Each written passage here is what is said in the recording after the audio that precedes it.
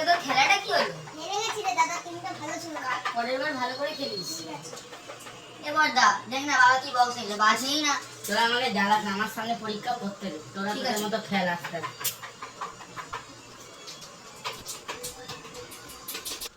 এই তোর কি করছিস?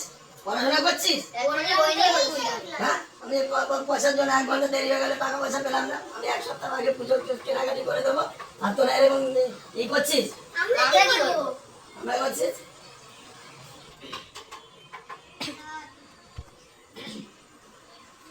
পড়াশোনা কর, পড়াশোনা কর, ঠিক করে পড়াশোনা কর।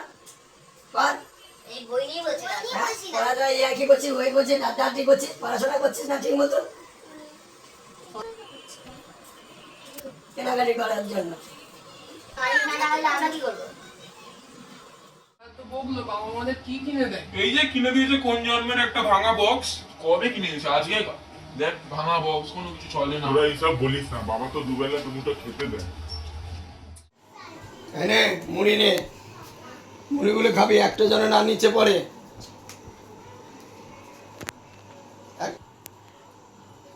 এই মুড়িগুলো খা, একটা মুড়ি যেন না নিচে পড়ে।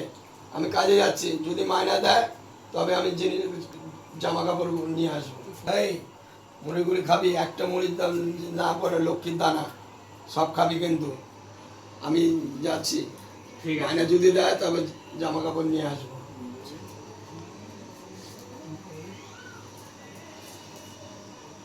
খাবো না বাবা, মেজাজ কাকে দেখা, আমি আর খাবো না। ঠিক আছে ভাই, তোকে খেতে হবে না, খেতে হবে না। এই এরম করিস না, বাবা কষ্ট করে রোজগার করে দুটো মুড়ি এনেছে, এটাই সবাই মিলে ভাগ করে খা। মা দুর্গা একদিন আমাদের সব কষ্ট দূর করে দেবে। ঠিক আছে।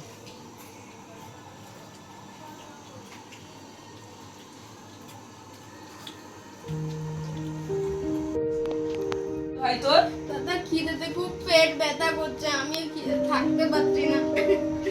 কি হলো ভাই, কাঁদছিস কেন? খিদেতে পেট ব্যথা করছে দাদা। দাঁড়া দেখি আমার লক্ষ্মীর ঘাটে টাকা আছে নাকি।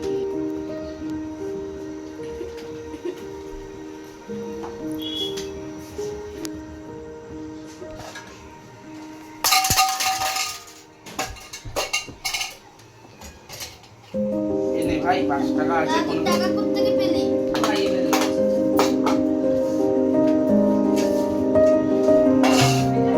দাদা খাবার এনেছে, খাবার এনেছে।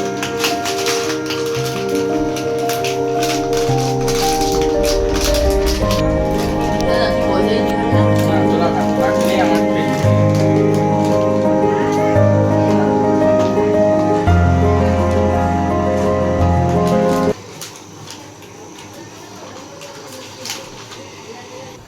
ভগবান, মা কতদিন আর এরকম কষ্ট, ভাইদের কষ্ট আর আমি দেখতে পাই না।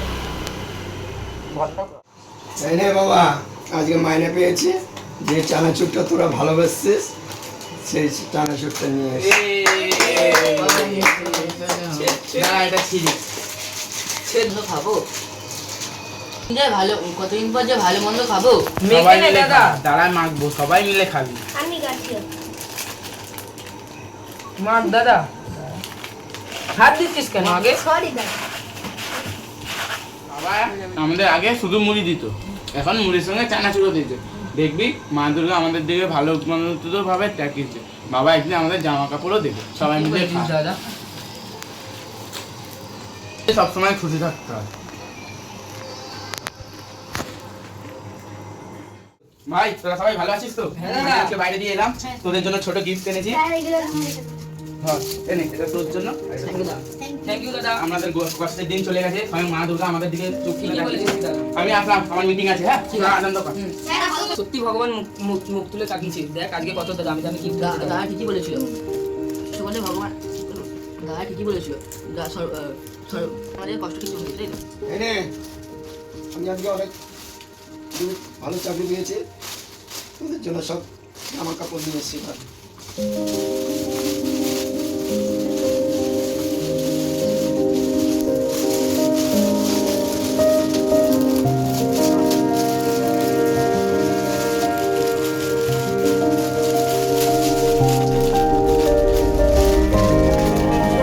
তো জানো তো কি, ভগবান স্বয়ং বলেছেন যে তোমরা সবাই সবুর করে থাকো।